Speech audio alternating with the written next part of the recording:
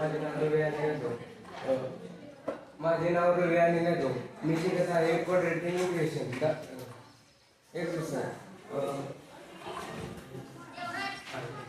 Example 5m square minus 4m minus 2 is equal to 0. Solution 5m square minus 4m minus 2 is equal to 0.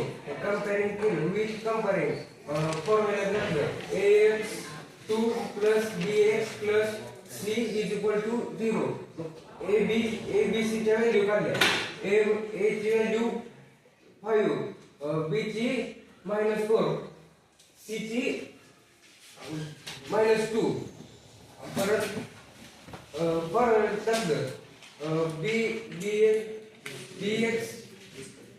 square is equal to b square minus 4ac is equal to 4 minus 4 square minus गुणाकार केला.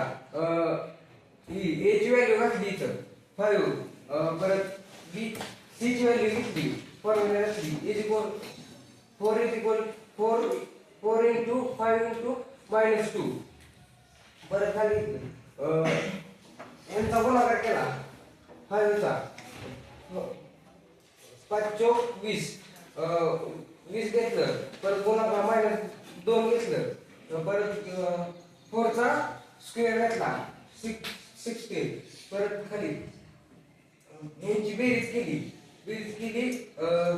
Formula घातलं b square minus 4ac is equal to बेरीज आली 56. परत वर्गमूळ घेतला b square minus 4ac is equal to 56. घेतलं घेतलं ती b square is equal to 4a ह्या फॉर्म्युला घातलं. परत फॅक्टर पडला 14 चौक 56 आलं. परत b square 4ac is equal to 2√4. 4 चा वर्गमूळ 2 आणि 14 आहे असं घेतलं. परत ह्या फॉर्म्युला घातलं x is equal to minus b plus minus √b2 minus 4ac upon 2a -4 म्हणजे फॉर्म्युला -4 आहे. फॉर्म्युला -4. परत प्लस मायनस 2 हे घेतलं इथं √4 अपॉन 5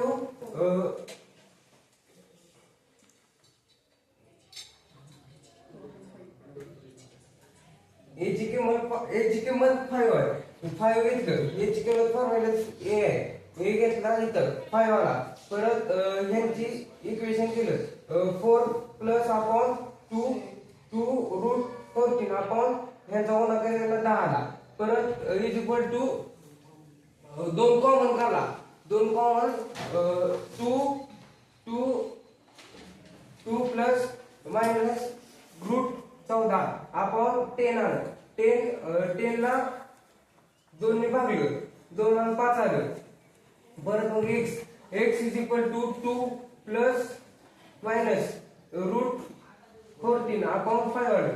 परत मग प्लस मायनसची ही झाली व्हॅल्यू काढल्या मायनस ती x is equal to 2 plus √14 upon 5. परत और मायनस की x is equal to 2 minus √14 upon 5. Thank you. रवीच्या थोड्याशा काही चुका मिस्टेक झाले त्याच्या थोड्याफार सांगताना त्याला समजावून सांगते. इथं b2 म्हणलं म्हणजे इथं काय येणार आहे b स्क्वेअर येणार. ओके. तू नंतर काय म्हणला डायरेक्ट 4 × 5 × -2 म्हणला. पण आपण काय करतोय तर इथल्या फॉर्म्युल्यामध्ये या व्हॅल्यू पुट करतोय. म्हणजे की काय आहे हा 4 ॲज इट इज ठेवला. a ची व्हॅल्यू किती आहे 5. c ची व्हॅल्यू किती आहे -2. ते तुला सांगता यायला पाहिजे. हा मायनस मायनस राहिला आहे प्लस हे तू सांगायचं विसरला. 5 × 20 गुणुले किती येणार आहे 2. 20 दोन्ही किती झाले 40. मग या दोघांची आपण ऍडिशन कळलंय. परत याला काय म्हणतो आपण दोन्ही साईडला या फॉर्म्युलानुसार आपला फॉर्म्युला काय आहे, हा मेन फॉर्म्युला बरोबर. मग या फॉर्म्युल्यामध्ये आपण ही जी व्हॅल्यू आहे ती पहिला फाइंड आउट केली, म्हणजेच काय आपल्याला काय पाहिजे आता रूट पाहिजे, म्हणून इकडे रूट अप्लाय करतोय. मग वन साइडला ज्या वेळेस रूट अप्लाय करतोय त्यावेळेस दुसऱ्या साइडला पण तो आपल्याला अप्लाय करायला पाहिजे, कारण मध्ये साइन काय आहे इक्वल, म्हणून इथं पण रूट काय केला आपण अप्लाय. मग इथं किती आहे 56 बरोबर. 14 चौक 56, या 4 मधला 2 काय आला बाहेर, हा रूट मध्ये 14 राहिला. इथपर्यंत कळलंय का.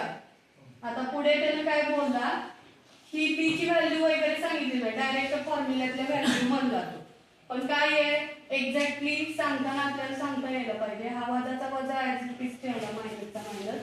या बी ची व्हॅल्यू काय आहे तुमची -4, ही इथं ठेवली आहे, प्लस मायनस याची व्हॅल्यू आपण इथं काढली आहे, त्यामुळे ही व्हॅल्यू इथं काय करतोय आपण पुट करतोय. कळलं. डिवायडेड बाय 2 इंटू, तुला कळे नाही इथं कुठली स्टेप आली. याची व्हॅल्यू काय आहे इथं 5 आहे, त्यामुळे इथं काय ठेवलं आपण 5 ठेवलं. मग किती झाला minus minus plus 4 plus minus 2 root 14 as it is divided by 5 to the 10. कळलं. बाकीचं त्यांना ऍक्युरेट एक्सप्लेन. बघा हा क्वेश्चन जो आहे क्वाड्रॅटिक इक्वेशन, हा टॉपिक पूर्ण तुम्हाला 12 मार्क्सला. कळतंय. किती मार्क्सला बोर्डला तर आपल्याला 12 मार्क्सला आहे.